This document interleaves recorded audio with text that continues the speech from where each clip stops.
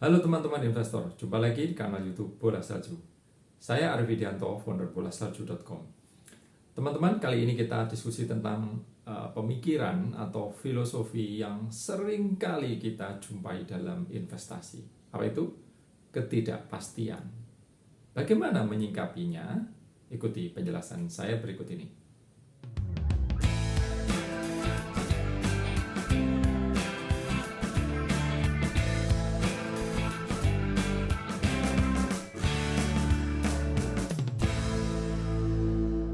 Ya teman-teman, ketidakpastian sebuah kondisi pemikiran atau filosofi yang sering kali kita jumpai ketika kita berinvestasi.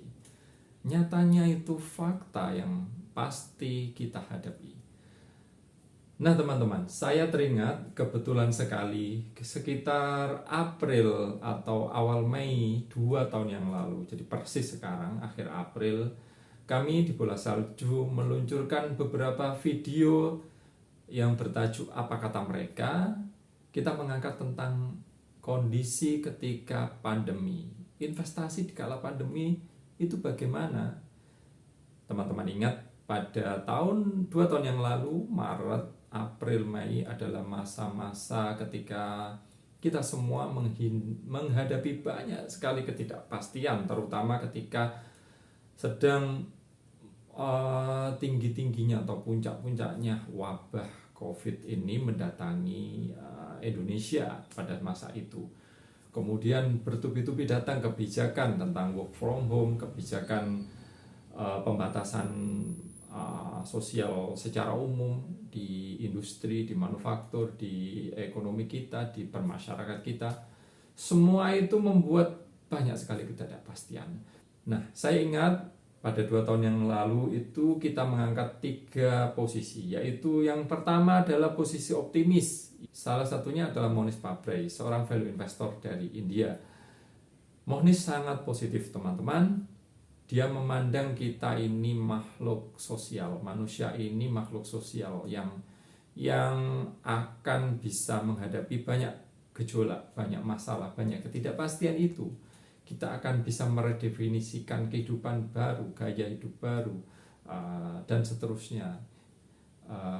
Kita ini sebagai manusia, komponen yang terkecil dan komponen di atasnya yaitu masyarakat, negara, baik pemerintah kota, pemerintah pengampu kebijakan secara besar dan juga industri atau swasta, itu nanti akan secara kreatif menemukan solusi-solusi baru yang mana kita nanti akan hidup siap menghadapi ketidakpastian itu. Begitu kira-kira yang diangkat Mohnish.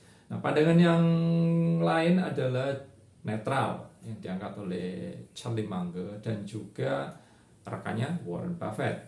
Charlie dan Warren secara singkat mengangkat bahwa investor sejatinya dalam masa ketidakpastian tetap memelihara pesimisme. Kehati-hatian itu penting. Banyak hal yang belum bisa diprediksi hasilnya, banyak hal yang kita tidak tahu pasti. Tetapi di sisi yang lain, value investor seharusnya memelihara atau menjaga sikap optimisme, karena dari sikap itu kita bisa melangkah, kita bisa membuat keputusan yang rasional, yang layak menghadapi banyak hal, variabel-variabel yang tidak pasti itu. Seperti itu. Nah, di sisi terakhir kami juga mengangkat pandangan pesimisme. Pesimisme datang dari berbagai ekonom. Saya tidak akan menyebut, kalau Anda tertarik silakan ikuti videonya. Intinya ada pandangan yang menurut kita evaluasi sekarang, orang-orang itu bilang ini adalah awal Great Depression. Jadi sudah 2 tahun berjalan ya, kita lihat apakah ini Great Depression? Ya, mungkin kita juga tidak bisa menjawab. Great Depression pada masa depresi besar tahun 30-an, fenomenanya seketika memang terasa, tetapi efeknya ke pasar modal, ke usaha, ke ekonomi di Amerika terutama, itu baru terjadi 10 tahunan. Nah, apakah ini sudah menjadi Great Depression? Kita rasa belum tahu dan kita belum bisa membuat keputusan. Saya kira seperti itu. Tetapi nanti kita akan diskusikan ya sebagian dari hal itu. Nah, kemudian ada yang memprediksikan ekonomi bukan bukan model krisis yang pada umumnya, yaitu misalnya V, ada penurunan, ada pelonjakan lagi, ada kenaikan lagi ya, ke titik semula seperti itu. Ada yang memprediksikan turun drastis kayak gitu, lurus garis lurus seperti itu. Nah, di video pesimis itu kami juga mengangkat bagaimana pandangan saya tentang kondisi pada saat itu. Kebetulan sekali kalau di bola salju kita prinsipnya walk the talk, kita ungkap apa yang kita hadapi dan kita pikirkan pada saat itu.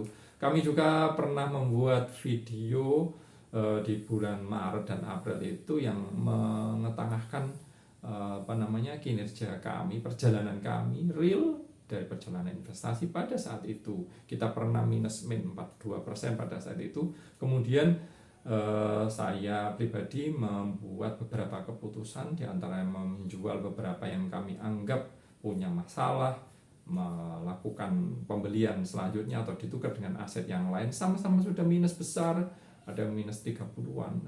Seperti itu, kita belikan yang minus lain yang lebih kecil dan seterusnya. Teman-teman, sebelum melangkah ke itu, saya perlu mengingatkan juga, kita juga sudah mempelajari ya tentang perkembangan GDP Indonesia, Gross Domestic Product, yaitu sebuah indikator yang menilai perkembangan ekonomi kita di Indonesia. Tahun 2019 GDP kita mencapai 1,11 triliun dolar Amerika Serikat.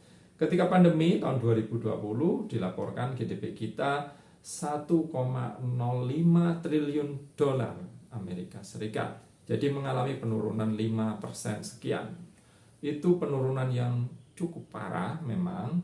Tetapi bagaimana selanjutnya? Nah, menurut beberapa laporan yang saya pelajari dari bocoran Bu Sri Mulyani, Menteri Keuangan, GDP Indonesia pada 2021 konon sudah kembali ke titik normal. Kalau kita prediksikan ke titik pra-pandemi kira-kira ya 1,13 triliun US dollar. Kira-kira seperti itu, entah benar atau tidak. Kita tunggu perkembangannya. Nah, teman-teman, dari mempelajari 2 tahun perjalanan selama pandemi ini, saya juga mendapat banyak pengetahuan. Misalnya, ternyata ada beberapa hal yang unik yang dihadapi manusia ketika mereka dipaksa harus bekerja di rumah, ketika mereka dipaksa harus kondisi statis yang mungkin bagi mayoritas orang sangat membosankan di rumah.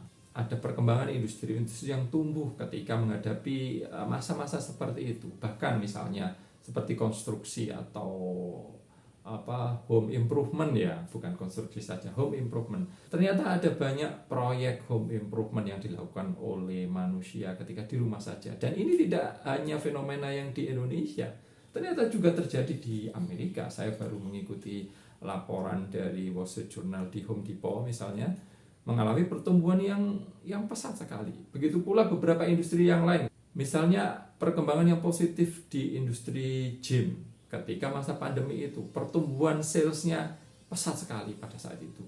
Kemudian industri-industri yang lain, misalnya ternyata banyak orang misalnya membaca buku kembali, seperti contoh, seperti itu. Dan banyak hal yang lain yang mengejutkan bagi kita semua. Justru lebih banyak orang trading karena banyak nganggurnya di rumah, mereka iseng. Pertumbuhan investor sendiri di Indonesia mengalami pertumbuhan yang signifikan sekali pada 2020-2021 yang lalu. Lalu pertanyaannya, bagaimana kita menghadapi ketidakpastian? Menurut saya, langkah yang patut diambil adalah kita terima fakta bahwa ketidakpastian itu pasti ada. Setelah kita menerima fakta, kita embrace, kita bersahabat dengan ketidakpastian itu. Bagaimana caranya? Ada banyak ide yang menurut saya kita bisa ambil untuk bisa bersahabat dengan ketidakpastian itu. Misalnya, yang pertama, kita harus melandaskan setiap pemikiran dan keputusan investasi kita dari basis data yang layak, dari rasionalisasi yang layak, dari fakta yang terukur dan material yang memang nyata, yang bukan gosip. Kita harus ambil keputusan bukan berdasarkan rumor, bukan berdasarkan akan bahkan mungkin bukan berdasarkan prediksi dari siapa saja ya. Kita harus melandaskan keputusan dari fakta yang ada, yang rasional. Kalau sudah ambil keputusan dari fakta yang ada, ingat, karena kita menghadapi dunia yang tidak pasti, mungkin ada satu atau beberapa keputusan itu yang tidak tepat, ada yang salah, ada yang mungkin kita akan menghadapi kegetiran, kesalahan di situ, kita mungkin akan sedih di sana. Nah, hal yang kita harus antisipasi adalah, ya mungkin bukan sedih karena ini adalah keputusan bisnis ya, ini adalah keputusan keuangan, ini bukan keputusan yang lain teman-teman. Maka kita harus move on. Kita, kalau orang bilang mungkin pakai filosofi nerimo, di Jawa mungkin ada seperti itu, atau filosofi ikhlas kalau di agama Islam mungkin seperti itu. Kita harus terima, kita harus ikhlas, kita harus move on. Kalau sudah demikian, kita embrace, pasti kita nanti akan memanen beberapa resiko yang kita ambil keputusan. Ingat, setiap langkah investasi pasti ada resiko. Baik resiko kita yang salah atau kita menghadapi kesalahan orang lain, pihak lain yang melakukan kesalahan, itu pasti ada. Kalau Anda sudah beroperasi investasi dalam jangka agak lama, pasti bisa mengatakan seperti itu. Nah, kalau sudah seperti itu, kita sudah embrace, kita sudah yakin akan menghadapi kesalahan, ambil keputusan untuk evaluasi, untuk apapun, lalu lanjutkan. Menurut hemat saya, beberapa hal itu tadi yang juga kami lakukan setelah 2 tahun yang lalu menerbitkan video yang tadi, apa kata mereka tentang pandemi, investasi di masa pandemi. Lalu kita tarik ke belakang, setelah minus 42, saya tidak buru-buru langsung, bukan tidak jual ya, kita tidak keluar dari bursa ya, saya pribadi tidak keluar dari bursa pada saat itu. Tetapi memang setelah dianalisis beberapa waktu, kemudian saya mengambil beberapa keputusan yang layak ya. Di masa sekarang saya nilai layak karena pada tahun yang lalu, tahun 2020 maaf, saya mengambil keputusan yang hasilnya lumayan ya, returnnya bisa dianggap memuaskan lah, katakanlah seperti itu. Yang saya lakukan adalah melepas beberapa perusahaan yang menjual ya, yang sudah minus parah, bahkan sampai min 30%-an, kita jual rugi, kemudian kita belikan beberapa perusahaan yang minnya lebih parah lagi, tetapi kita anggap punya potensi yang cukup bagus. Dan juga kita belikan beberapa perusahaan yang lain yang kita harapkan punya perkembangan yang lebih positif ketika pandemi sudah bisa diantisipasi atau dimitigasi ya, katakanlah seperti itu. Nah, setelah mengevaluasi perjalanan 2 tahun itu, 2 tahun terakhir ya, ada beberapa keputusan yang memang tepat, ada juga yang salah. Ada sektor atau industri yang saya antisipasi. Lagi-lagi ingat, kalau kita mengantisipasi, kita pasti harus berharap salah. Itu jelas pasti. Saya nggak bicara karena faktor saya salah, mungkin saja suatu saat saya benar. Dan memang ada beberapa keputusan yang benar ya. Tetapi ada beberapa industri yang justru kita anggap akan perform bagus pasca pandemi atau pasca mitigasi atau ketika kehidupan kembali normal, ternyata performanya so-so saja. So-so saja itu bisa 2 hal kan. Sebenarnya kinerja usahanya lumayan layak, pertumbuhannya masih ada, performa laba ruginya no problem. Tetapi ternyata tidak diapresiasi oleh pasar. Itu satu. Yang kedua, ada juga beberapa yang kita antisipasi bagus, saya antisipasi bagus, ternyata performanya tidak bagus. Atau justru di titik sebaliknya, titik kesalahan. Beberapa yang kita antisipasi, beberapa yang saya antisipasi jelek, ternyata cukup bagus. Seperti beberapa anomali industri yang kita sebutkan tadi.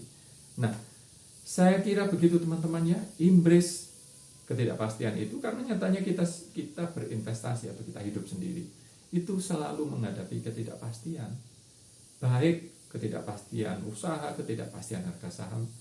kita harus bersahabatlah dengan ketidakpastian itu. Kalau kita sudah yakin kita pasti tidak pasti, kita bisa move on, kita bisa next, kita bisa melangkah seterusnya dengan mengambil keputusan yang layak. Saya kira seperti itu. Ya teman-teman, itu tadi edukasi kami tentang filosofi atau teknik menghadapi ketidakpastian ya. Semoga bermanfaat. Sampai ketemu di edukasi berikutnya. Terima kasih.